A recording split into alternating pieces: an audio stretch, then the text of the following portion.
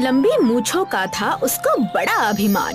दूध पीकर खोजता रहा झूठी सी पहचान।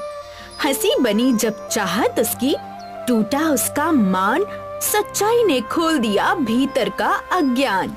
स्वीकारा जब खुद को उसने, मिटा सारा तूफान। अपनापन ही सबसे बढ़कर, यही है असली सम्मान।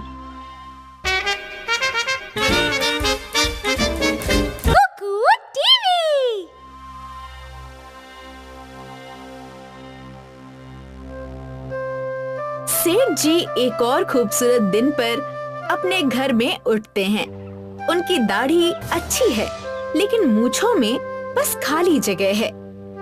वे अपने आप को आईने में देखते हैं और तुरंत ही अपने दिखावे से उदास हो जाते हैं। वो अपनी मूंछों की खाली जगह को उंगली से ढकते हैं और थोड़ी देर के लिए मुस्कुराते हैं।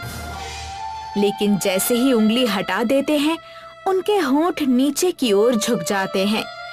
इस भावना से परेशान होकर वे अपना दिन शुरू करते हैं। अपने सभी पौधों को पानी देते हैं, पूजा करते हैं और फिर अपने घर से बाहर निकलकर दूध लेने के लिए गौशाला की ओर जाते हैं। जैसे ही वो गायों का दूध निकालने लगते हैं, उनका कर्मचारी वहां आ जाता है। सेठ जी कैसे हैं? अरे आ गया तू, चल जल्दी से मेरी मदद कर दे। सेठ जी अपनी नजर उठाते हैं और अपने कर्मचारी की पूरी घनी मूछें देखते हैं। ये देखते ही उन्हें तुरंत चिढ़ होती है। तुझे कितनी बार बोला है, अपनी मूछें काट के आया कर। अगर ऐसे काम करना है तो काम मत ही कर। अरे पर सेठ जी। पर कुछ नहीं, जा अपने घर और कल से दाढ़ी और मूछें काट कर आना, वरना मत आना। उसका कर्मचारी सिर झुकाकर वहां से चला जाता है। कुछ समय बाद सेठ जी अपनी साइकिल पर हैं। वो सभी घरों में दूध पहुंचाते हैं और मनोहर के घर के सामने रुकते हैं। मनोहर घर से बाहर आता है और उसकी मूछें बहुत अच्छी तरह से रखी हुई, घनी और आकर्षक दिखती हैं। और लक्ष्मण कैसे हो? ठीक हूँ भैया, आप कैसे हो? बढ़िया है हम भी। लाओ आज 7 लीटर दूध दे दो। क्यों आज इतना ज्यादा? हाँ क्या है ना, दूध पीने से मेरी मूछें और अच्छी हो जाती हैं। क्या कह रहे हैं भैया, सच में? हाँ जरा देखो, ये मूछें दूध पीकर ही तो बनी हैं। दिन में कम से कम 4 लीटर दूध पीता हूँ, तब जाकर ऐसी मूछें हैं मेरी। क्या ये मुझ पर काम करेगी? हाँ बिल्कुल, तुम भी रोज 4 लीटर दूध पिया करो, तो फिर ऐसी मूछें आ जाएंगी। सेठ जी मुस्कुराते हैं और सहमति में सिर हिलाते हैं। रात में सेठ जी अपने घर में बैठे हैं। उनके सामने एक पूरा ग्लास दूध है और टेबल पर एक जग रखा हुआ है। वो दूध को पानी की तरह जल्दी जल्दी पीने लगते हैं। एक एक करके वो 3 ग्लास दूध पी लेते हैं। ये तो काफी मुश्किल है, पर कोई बात नहीं, मुझे अच्छे मूंछों के लिए ये तो करना ही होगा। सेठ जी अनिच्छा से और 3 ग्लास दूध पीते हैं। कुल 4 लीटर खत्म कर लेते हैं और फिर पेट भारी महसूस करते हुए सोने चले जाते हैं। ऐसे ही अब हर दिन सेठ जी दूध पीने लगते हैं। वो हर दिन दूध पीने के बाद अपनी मूंछों को देखते हैं, लेकिन उन्हें कोई फर्क महसूस नहीं होता। और फिर एक शाम सेठ जी पूरी तरह फूलकर और पेट भारी महसूस करते हुए सड़क पर चलते हैं। उनके कदम भारी हैं। सड़क के किनारे कुछ गांव वाले, जिनमें मनोहर भी शामिल है, खड़े हैं, लेकिन वे सेठ जी को देखते नहीं हैं। अरे तुम्हें पता है क्या, सेठ को मैंने क्या पट्टी पढ़ाई? क्या भैया? उस दिन मेरे घर पर कुछ मेहमान आए थे, तो दूध ज्यादा लगना था। मैंने उससे कह दिया कि ये दूध अच्छी मूंछों के लिए है, और वो तब से हर रोज 4 लीटर दूध पी रहा है। भैया सही किया आपने, तभी मैं बोलूं कि आजकल ये इतना दूध क्यों पी रहा है। उसे इतना भी पता नहीं कि दूध पीने का मूंछों से कोई लेना देना नहीं है। सभी इस पर हंसते हैं। सेठ जी उनकी बात सुन लेते हैं और तुरंत ही दुखी हो जाते हैं। उन्हें पसंद नहीं आता कि बाकी गांव वाले उनकी अच्छी और घनी मूंछ ना उग पाने पर उनका मजाक उड़ाते हैं। उन्हें तुरंत ही धोखे का एहसास होता है। सेठ जी आंसुओं भरी आंखों के साथ दौड़ते हुए घर आते हैं। वो फर्श पर बैठते हैं, अपने हाथ पलंग पर रखकर जोर जोर से रोने लगते हैं। हे भगवान, मेरे साथ ऐसा क्यों किया आपने? क्यों लोग ऐसे मेरा मजाक उड़ाते हैं? क्यों मुझे गांव के दूसरे पुरुषों की तरह लंबी और मोटी मूछें नहीं हैं? वो लगातार रोते रहते हैं और रात यही खत्म होती है। चांद आकाश में धीरे धीरे छिप जाता है। रात में सेठ जी अपने पलंग पर सो रहे हैं और उनके चेहरे पर आंसू सूख चुके हैं। एक चमत्कार होता है, उनकी मूछें लंबी और घनी उगने लगती हैं। सोते समय उन्हें खुजली महसूस होती है, लेकिन वे ज्यादा ध्यान नहीं देते क्योंकि वो गहरी नींद में हैं। अगली सुबह की शुरुआत सेठ जी की चिल्लाहट के साथ होती है। दिखाई देता है कि सेठ जी के चेहरे पर मूछें बहुत ज्यादा बढ़ गई हैं। वो आईने के सामने खड़े हैं। उनका मुंह घने बालों से पूरी तरह ढक गया है, जो इतने लंबे हैं कि जमीन तक लटक रहे हैं। हे भगवान, मैं क्या देख रहा हूँ? क्या ये सच है? मुझे तो विश्वास ही नहीं हो रहा कि ये मेरी मूछें हैं। ये कैसे रातों रात इतनी बढ़ गई? क्या मनोहर भैया की दूध वाली बातें सच निकली? नहीं, ऐसा नहीं हो सकता। अगर ऐसा होता तो उन्हें भी ऐसी मूछें आती। सेठ जी अपनी लंबी बढ़ी मूछों को देखकर गर्व से मुस्कुराते हैं। अब देखता हूँ गांव वाले कैसे चिढ़ाते हैं। सेठ जी मुस्कुराते हुए अपनी मूछों को सहलाते हैं। सभी लोग चौंक जाते हैं। हर किसी के चेहरे पर हैरानी साफ दिखाई देती है, जैसे वे पहली बार कुछ बिल्कुल नया देख रहे हो। हम समझते हैं कि ये कोई और नहीं बल्कि सेठ जी हैं, जो अब अपनी लंबी और घनी मूछों के साथ चल रहे हैं। उन्होंने अपनी मूछों के दोनों सिरे घुमाकर गोल गोल लपेटे हैं और उन्हें सिर पर कपड़े से कसकर बांध लिया है। लोग इस नजारे को देखकर चौंक जाते हैं और ये समझने की कोशिश करते हैं कि रातों रात उन्हें इतनी लंबी और सुंदर मूछें कैसे मिल गई। इसी बीच मनोहर उनके पास आता है। अरे लक्ष्मण, ये क्या? इतनी लंबी मूछें कैसे? भूल गए क्या भैया? आप ही ने तो बताया था रोज 4 लीटर दूध पियो और लंबी मूछें पक्की। अरे पर मैंने तो क्या? नहीं, कुछ नहीं। सेठ जी चेहरे पर गर्व की चमक लिए चले जाते हैं और सभी उन्हें जाते हुए देखते रहते हैं। अगले दिन सेठ जी बैठकर गाय का दूध निकालने की कोशिश कर रहे हैं। तभी उनकी मूछें दूध में डूबने लगती हैं। इससे तो दूध के फटने का डर है। मुझे इन मूछों का कुछ करना होगा। सेठ जी इस बारे में सोच रहे थे कि तभी एक गाय उनकी मूछ पर पैर रख देती है। ये समझे बिना वो जल्दी से उठने की कोशिश करते हैं और तुरंत गिर जाते हैं। गाय मुंह की आवाज करती है। हे भगवान, ये क्या? दर्द हो रहा है। गाय उनकी ओर देखती है और ऐसा लगता है जैसे वो भी हंस रही हो।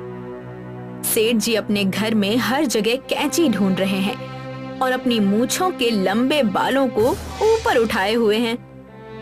पता नहीं ये कैंची किस तरफ चली गई और बांधने वाला कपड़ा भी नहीं दिख रहा। ऐसे तो मेरे लिए काफी मुश्किल हो जाएगी। सेठ जी जब इस बारे में सोच रहे थे, तभी उन्होंने टेबल पर रखी हुई कैंची देखी। जैसे ही सेठ जी आगे बढ़कर कैंची लेने जाते हैं, वो अपनी ही मूछ पर कदम रख देते हैं, उलझते हैं और जमीन पर गिर जाते हैं और उन्हें दिन में ही तारे दिखने लगते हैं। कुछ देर बाद वो कैंची हाथ में लेकर आईने के सामने खड़े होते हैं। वो एक हाथ से अपनी मूछ पकड़ते हैं और दूसरे हाथ से उसे काटने की कोशिश करते हैं। वो सफल हो जाते हैं और तुरंत ही उस लंबी खुजली वाली मूछ से मुक्त होने का आराम महसूस करते हैं। वो मुड़कर गौशाला की ओर जाने लगते हैं।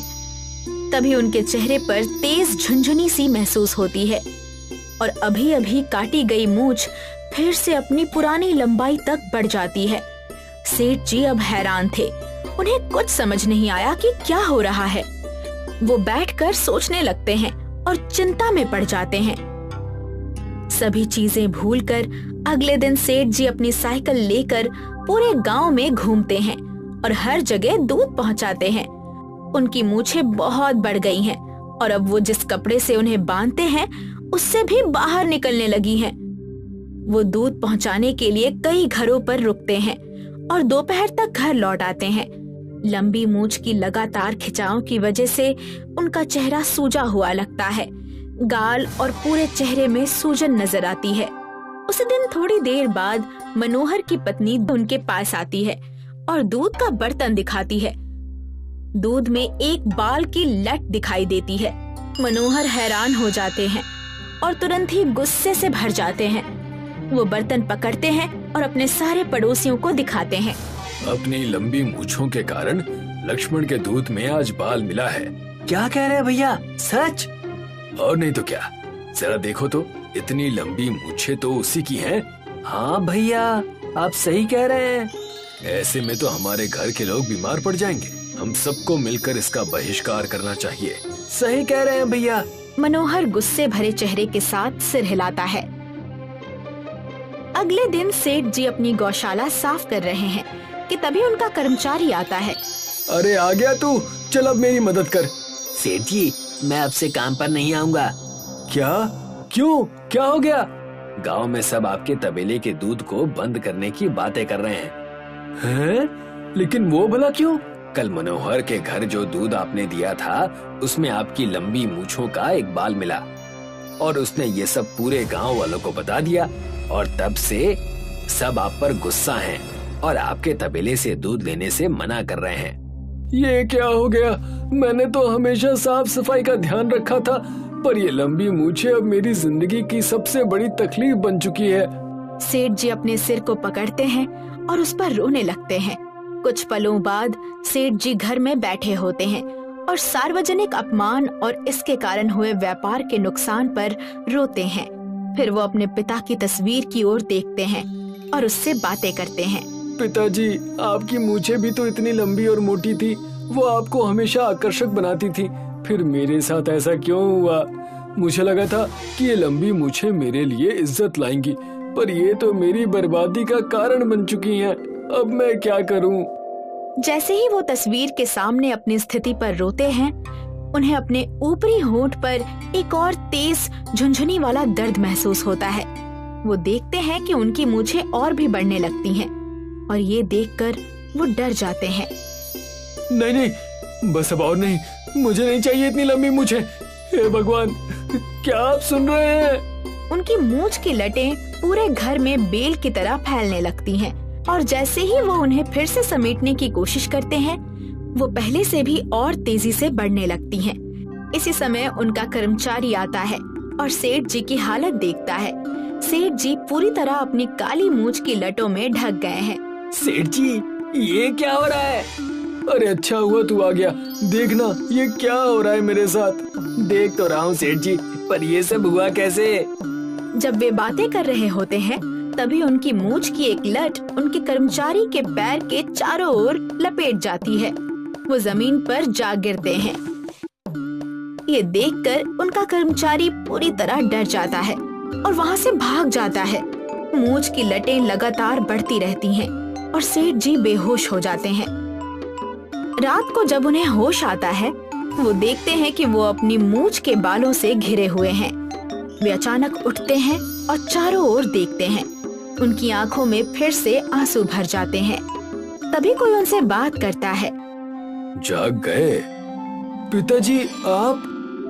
उनके पिता की तस्वीर से एक चमकती हुई रोशनी निकलती है और उनकी आत्मा बाहर आती है। सीधे उनके सामने खड़ी होती है। सेठ जल्दी से उठते हैं और घुटनों के बल गिर जाते हैं, उनसे इस स्थिति से बाहर निकालने की विनती करते हुए। पिताजी देखिए ना, ये मेरे साथ क्या हो गया। मैंने तो बस एक अच्छी और लंबी मूंछों की ख्वाहिश की थी, पर ये तुम्हारे साथ इसलिए हुआ क्योंकि तुमने कभी अपने आप को सहज रूप में स्वीकार किया ही नहीं। मैं परेशान था पिताजी, गांव के लोगों द्वारा चिढ़ाए और हंसे जाने से, इसलिए मैंने ये सब सोचा। याद करो, मैंने तुम्हें बचपन में क्या सिखाया था? सेठ जी अपना बचपन याद करते हैं कि कैसे जब गिल्ली डंडा खेलते हुए उन्हें दूसरे बच्चे की गेंद से जलन हुई थी तो उनके पिता ने क्या कहा था। पिताजी देखिए ना, उसके पास तो कितना अच्छा बॉल है, मुझे भी वैसा ही बॉल चाहिए। बेटा, तुम्हें कभी भी किसी को देखकर निराश नहीं होना चाहिए। तुम्हारे पास जो हो उसे हमेशा प्यार से स्वीकार करो, क्योंकि इसे ही एक अच्छे इंसान का प्रतीक माना जाता है। सेठ जी को एहसास हो जाता है कि उन्होंने वास्तव में क्या गलत किया था। पिताजी, मुझे अपनी गलती का एहसास हो चुका है। अब से मैं कभी भी किसी को देखकर उनके जैसा बनने की कोशिश नहीं करूंगा और अपने आप को सहज रूप में स्वीकार करूंगा। क्या तुम सच कह रहे हो? जी पिताजी। सेठ जी के पिता मुस्कुराते हैं और सहमति में सिर हिलाते हैं। उनके पीछे से तेज और चमकदार रोशनी की एक किरण निकलती है और वो गायब हो जाते हैं। साथ ही सेठ जी की लंबी बढ़ी हुई मूछें भी गायब हो जाती हैं। सेठ जी खुशी से उठते हैं और फिर से अपना असली स्वरूप देखकर प्रसन्न होते हैं। उनके चेहरे पर एक सुखद मुस्कान फैल जाती है।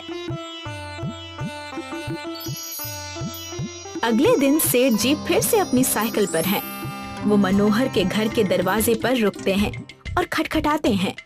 मनोहर दरवाजा खोलता है और सेठ जी को सामान्य अवस्था में देखकर चौंक जाता है। अरे लक्ष्मण, तुम? जो गलती मुझसे हो गई मैं उसके लिए माफी चाहता हूँ और अब वो चीज दोबारा नहीं होगी। और तुम्हारी मूछें? अब मेरे स्वाभिमान को मूछों की जरूरत नहीं है। मैं जैसा हूँ वैसे ही अपने आप को स्वीकार करता हूँ। मनोहर वहाँ खड़ा थोड़ी देर सोचता है, फिर वो अपनी पत्नी से दूध का बर्तन लाने को कहता है। अरे शांति, सुनती हो? दूध ले लो। सेठ जी की आंखें गर्व से चमक रही होती हैं। कुछ देर बाद सेठ जी अपनी साइकिल पर होते हैं। जब वो दूध पहुंचाने के लिए एक और घर के सामने रुकते हैं, वो अपना स्टील का मापने वाला गिलास निकालते हैं। वो हल्की सी मुस्कान देते हैं और कहानी यहीं समाप्त होती है।